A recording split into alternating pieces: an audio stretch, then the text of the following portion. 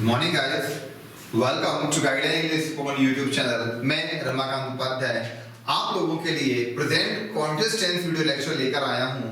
Guys, आज मैं आपको यहाँ पे present continuous tense video lecture पढ़ाने वाला हूं, जिसके माध्यम से आपको जो भी कंटिन्यूअस टेंस में डाउट होंगे वो आप सब यहाँ पे क्लियर होंगे। लेकिन गाइस, यदि आप लोग गाइडलाइन चैनल से जुड़े हैं तो यकीन मानिए मैं आपको एक ट्रेडिशनली जो इंट्रो और आइडेंटिकल वर्ड से ये नहीं पढ़ाने वाला हूँ। आज आपको मैं यहाँ पे कुछ ऐसी चीजें बताऊंगा जो अपने आप में काफी खास होती हैं, जो अपने आप में ऐसी हैं जो शायद ही आप लोगों ने पहले कभी पढ़ी होगी।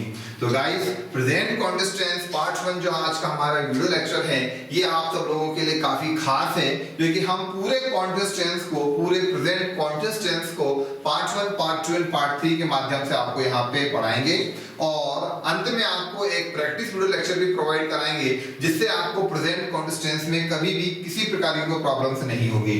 तो गाइस, हमारा यहाँ पे जो present continuous tense video lecture है ये काफी खास है, काफी डिफरेंट है। ये सब चीजें जो मैं आपको बता रहा हूँ, ये जस्ट मैं आपको प्रूफ करने वाला हूँ कि क्यों खास है, क्यों डिफरेंट है। तो guys, let's start present continuous tense part 1। तो गाइस, जनरल हम क्या जानते हैं प्रेजेंट कॉन्टिन्यूअस टेंस का इंट्रो? वर्तमान में घटित हो रही घटनाओं को जब बतलाया जाए, साथ ही वाक्यों का अंत रहा है, रही है, रहे शब्दों पे किया जाए, तो वहां पे हम प्रेजेंट कॉन्टिन्यूअस टेंस का इस्तेमाल करते हैं। ये एक इसका इंट्रोडक्शन होता है, ये इसका परिचय होता है, जिसे हम लोग यहाँ पे जानते हैं, पढ़ते हैं। लेकिन यदि आप मेरे से बात करें, मेरे से पूछें, तो मैं आपको बताऊंगा कि भाई साहब से प्रेजेंट कॉन्टिन्यूअस टेंस रहा नहीं रहे इतना सा नहीं होता है। मैंने आपको कंडीशन नंबर 1, 2 एंड 3 के माध्यम से कुछ ऐसी चीजें बताई हैं जो अपने आप में काफी डिफरेंट है और काफी यूनिक है। एक्चुअल में इन तीनों कंडीशंस को मिलाएंगे और फिर हम रहे जैसे वाक्यों के बारे में बात करते हुए बात करेंगे, तो ही वो कॉन्टिन्यूअस टेंस होगा, वरना नहीं होगा। मुझे उम्मीद है गाइस, आप लोगों ने मेरा condition number 1, condition number 2 and condition number 3 video lecture देखा होगा। नहीं देखा है तो डिस्क्रिप्शन में मैंने इन तीनों के लिंक्स प्रोवाइड कराए हैं, आप उसे जाएं और जरूर देखें, क्योंकि इन तीनों कंडीशंस को जाने बिना,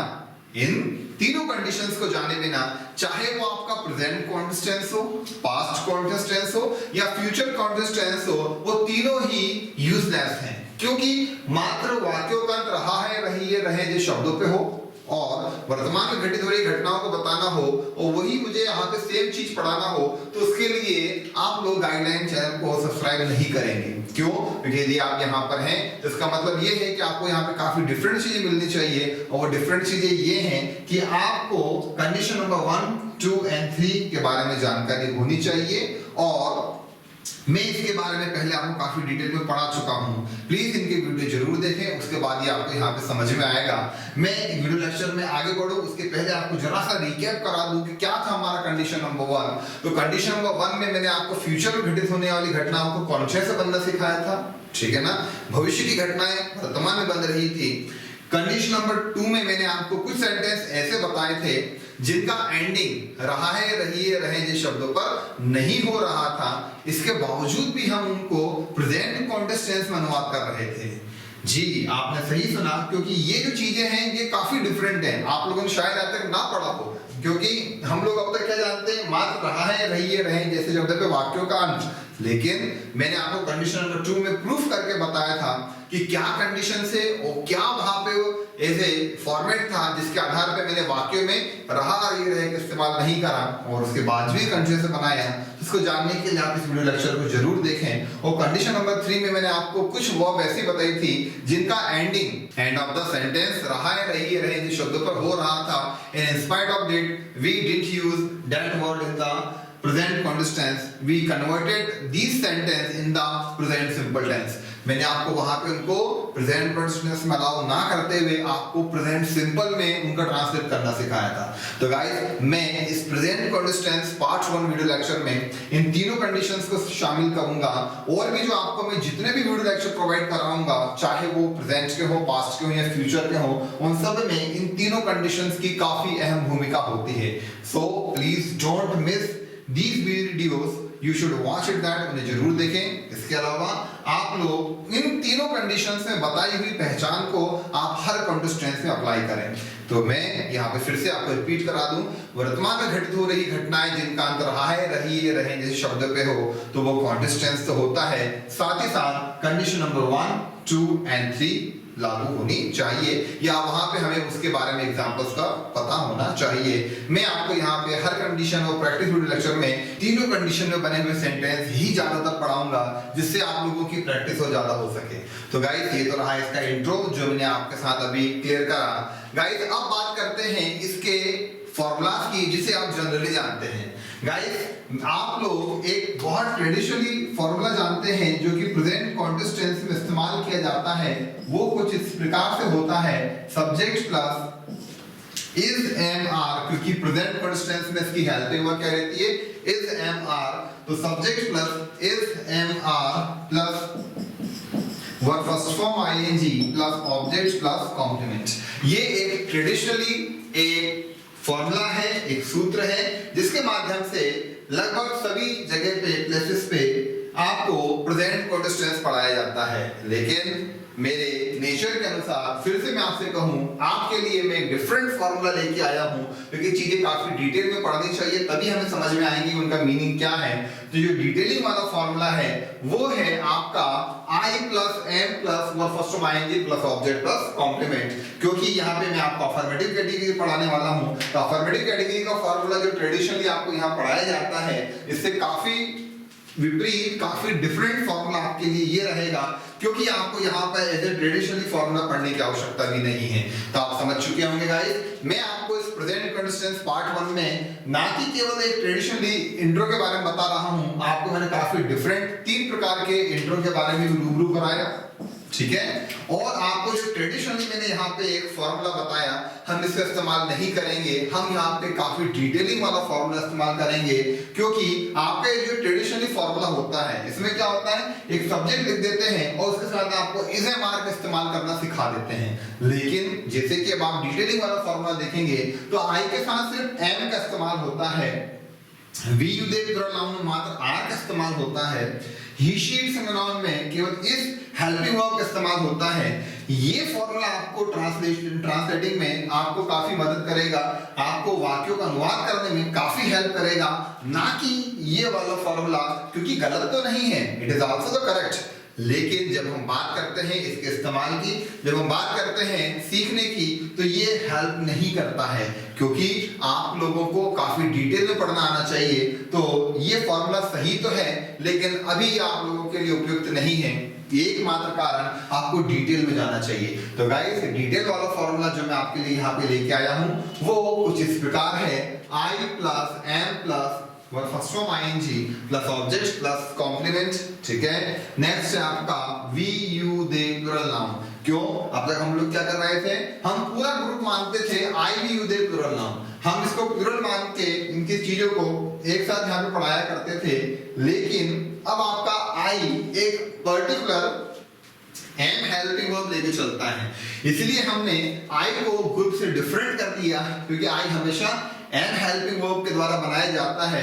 तो यहाँ पे इस प्लूरल ग्रुप में से आपका आई डिफरेंट हो जाता है, अलग हो जाता है। अब आपका प्लूरल ग्रुप कितना बचता है, we you they plural noun, और ये प्लूरल सब्जेक्ट्स हैं, तो ये क्या एक्सेप्ट करते हैं, are helping verb. Okay, got it. अब बात करते हैं नीचे ही शीट की, तो ही शीट क्या हेल्पिंग एक्सेप्ट करता है, इज। तो ये रहेगा आपका यहाँ पे फॉर्मूला, मैं एक साथ आपको रिपीट करा दूं, I plus am plus first form ING plus object plus complement. Okay, नीचे आएगा आपका we you they plural noun plus are plus first form ING plus object plus complement, और नीचे he she it singular noun plus is plus first form ING plus object plus complement. तो guys ये रहा आपका formula काफी detailing के साथ जो मैं आपको यहाँ पे बता रहा हूँ। और देखिए ये एक ट्रेडिशनली फॉर्मूला जो यहाँ पे लिखा है ये गलत तो नहीं है, लेकिन इसमें डिटेल ना होने की वजह से हमें ये काफी समझ में नहीं आता है। तो गाइस ये रहा आपका डिटेल वाला फॉर्मूला। अभी हम अफर्मेटिव कैटेगरी प्रैक्टिस करेंगे, इसके बाद हम नेगेटिव एग्जांपल्स और नेगेटिव फॉर्मूलाज भी देखेंगे।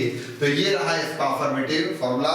अब देखते हैं ऐसे कुछ सेंटेंस जो हम आपको यहाँ पे बताने वाले हैं, जो कि आपकी इन तीनों कंडीशन और जनरल एक जो पहचान है इसके ऊपर बेस्ड ऑन रहेंगे। हमारे यहाँ पे जो पहला सेंटेंस है वो है, मैं मेरा काम कर रहा हूँ। अफर्मेटिव कैटेगरी में तो मैं मेरा काम कर रहा हूं, क्या डिग्री अफर्मेटिव है तो क्या ट्रांसलेशन होगा, I am doing my work, क्योंकि अफर्मेटिव कैटेगरी है तो हमारा यहाँ पे आई सब्जेक्ट आया, मैं, तो आई के साथ क्या लगता है आपका एम हेल्पिंग वर्ब, और आपको वर्ब में आईएनजी का इस्तेमाल करना है तो ये बनता है I am doing my work, मैं मेरा काम कर रहा हूं। ओके गाइस, नेक्स्ट एग्जांपल देखते हैं, मेरा भाई अगले सप्ताह आ रहा है, ठीक है ना। वाक्य का अंत जनरली किसके हो रहा है, रहा रही रहे शब्दों पर अफर्मेटिव कैटेगरी है, लेकिन ध्यान दीजिए यहाँ पे कौन सी कंडीशन फॉलो हो रही है, मेरा भाई अगले सप्ताह आ रहा है, यहाँ पे आपकी कंडीशन नंबर 1 फॉलो हो रही है, ठीक है ना, क्योंकि एक्चुअल में सेंटेंस किसका है, फ्यूचर का है, जो मैंने आपको कंडीशन नंबर 1 में काफी डिटेल में समझाया था। एक्चुअल में ये सेंटेंस आपके फ्यूचर को बिलोंग करता है, जिसको हम अभी यहाँ पे सिंपल में बना रहे हैं। तो my brother is coming next week, ये इसका ट्रांसलेशन होगा। ज्यादा डिटेलिंग के लिए कंडीशन नंबर 1 वीडियो लेक्चर जरूर देखें। नेक्स्ट, हम तुम्हारे घर के सामने खड़े हैं, देखिए वाक्य का अंत रहा है रही रहे शब्दों पर नहीं आया, reason now condition number 2 apply हो रही है, ठीक है ना। हम तुम्हारे घर के सामने खड़े हैं, कुछ क्रियाएं ऐसी जिनमें रहा रही रहे शब्दों का प्रयोग नहीं होता है, ये उसी के ऊपर है। तो we are standing in front of your house, क्या बनेगा, हम तुम्हारे घर के सामने खड़े हैं, we are standing in front of your house, ये के सामने तुम्हारे घर, ये बनेगा पूरा आपका ऐसे रिवर्स ट्रांसलेशन, ये हम खड़े हैं, ये इतना सा हुआ, वी आर स्टैंडिंग के सामने इन फ्रंट ऑफ तुम्हारे घर your house, we are standing in front of your house, ये कंडीशन नंबर 2 वाला सेंटेंस है guys. Now we talk about the sentence, वे समझ रहे हैं, ओके, वे समझ रहे हैं, पर देखिए आप, मैंने यहाँ पे इसका ट्रांसलेशन कैसे किया है, दे अंडरस्टैंड। आप देख रहे होंगे यहाँ पे मैंने ना तो इसे मात्र इस्तेमाल करा और ना ही मैंने वर्ब में आईएनजी लगाया, मैंने तो इसको सिंपल की तरह बना दिया। तो guys now it's working the condition number 3, ये तो कंडीशन नंबर 3 पे काम कर रहा है। तो वे समझ रहे हैं, दे अंडरस्टैंड, इसका ट्रांसलेशन होगा, क्या होगा, वे समझ रहे हैं, दे अंडरस्टैंड, क्योंकि कुछ क्रियाएं ऐसी होती हैं जिनमें आप कॉन्टिन्यूअस की तरह इस्तेमाल नहीं कर सकते हैं, तो उन्हें क्या करना पड़ता है, उन्हें उनके सिंपल की तरह बनाना पड़ता है। तो बना वे समझ रहे हैं, दे अंडरस्टैंड। नेक्स्ट, इसी कंडीशन नंबर 3 से रिलेट करता है, वह सहमत हो रही है, सहमत यानी होता है एग्री, इसको भी आप कॉन्शियस में नहीं बनाएंगे, ये बनेगा आपका प्रेजेंट सिंपल के नियम अनुसार। देखिए हमने यहाँ पे प्रेजेंट सिंपल के नियम अनुसार एग्री में AGREE में हमने एस वर्ड का इस्तेमाल करा और ये बनता है शी एग्रीज, ओके। तो गाइस ये रहा आपके प्रेजेंट कंटीन्यूअस टेंस की अफर्मेटिव कैटेगरी के एग्जांपल्स, जिसमें मैंने आपको कंडीशन नंबर 1 2 3 इस्तेमाल करते हुए बताया। इसीलिए कहा जा रहा है कि आप पहले इनको जरूर देखें, इनकी बहुत प्रैक्टिस करें, then you will be able to translate all the sentence which I am just going to making you understand, क्योंकि ये तभी समझ में आने वाले हैं। ओके गाइस, तो ये रहा आपका अफर्मेटिव कैटेगरी और उसके एग्जांपल्स। अब हम बात करते हैं यहाँ पे कुछ नेगेटिव फॉर्मूलास और उसके एग्जांपल्स। नेगेटिव कैटेगरी में जो फॉर्मूला होता है आपके प्रेजेंट कॉन्टिन्यूअस टेंस का, तो वो भी हम काफी डिटेल वाले फॉर्मूले पर ही बात करेंगे। शॉर्टकट फॉर्मूला जो होता है subject plus is oblique am oblique are plus not plus perfect ING plus object plus complement, हम उसकी तरफ ना जाते हुए हम यहाँ पर बात करेंगे डिटेल वाले फॉर्मूलास की। तो नेगेटिव कैटेगरी में हमारा जो फॉर्मूला रहेगा वो कुछ इस प्रकार से रहेगा, I plus m naught plus verb first ing plus object plus complement, we you they plural noun plus r naught plus verb first ing plus object plus complement, नीचे रहेगा he she it singular noun plus is not plus verb first ing plus object plus complement। तो ये detail वाले formulas में ही हम negative pattern को देखेंगे, negative category को देखेंगे। और देखिए सभी जगह पे हमने हेल्पिंग वर्ब के साथ ही नॉट का इस्तेमाल करा और हमने बनाई हमारी नेगेटिव कैटेगरी। तो गाइस यहाँ पर भी आपकी कंडीशन नंबर 1 2 3 पूरी तरह से लागू होगी। और अब हम देखते हैं यहाँ पे कुछ एग्जांपल्स, जैसे कि बच्चे नहीं खेल रहे हैं, ठीक है ना।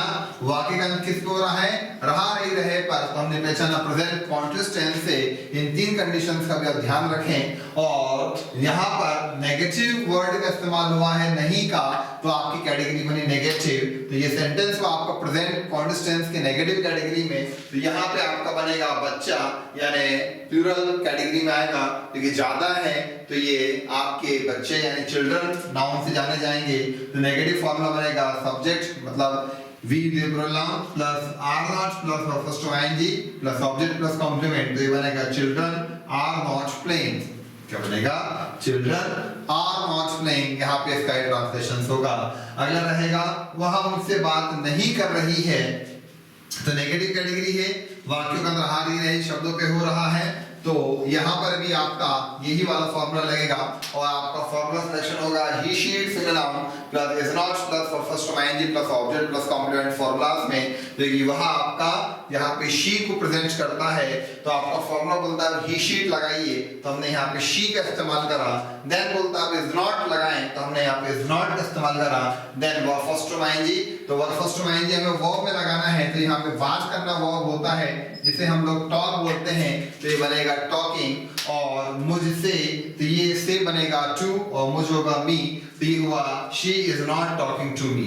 गाइस मैंने आपको यूज ऑफ टू प्रपोजिशंस करके भी एक वीडियो लेक्चर प्रोवाइड कराया है, जिसमें मैंने आपको टू के इस्तेमाल को लेकर काफी डिटेल में समझाया है, आप उसे भी जरूर देखें क्योंकि टू प्रपोजिशंस कई प्लेसेस पे हमारे द्वारा इस्तेमाल होता है। तो गाइस ये रहे हमारे इसके दो एग्जांपल। अभी हम कुछ इसके और एग्जांपल देखते हैं और कुछ एग्जांपल्स हम इन कंडीशंस के ऊपर भी बेस्ड ऑन देखते हैं। फिर हम कुछ ओरल प्रैक्टिसेस भी यहाँ पे करेंगे पार्ट 1 में, क्योंकि यहाँ पे हम अफर्मेटिव एंड नेगेटिव दोनों कैटेगरी ही पढ़ रहे हैं। तो हमारा यहाँ पे जो पहला सेंटेंस है वो है सर हमें नहीं पढ़ा रहे हैं।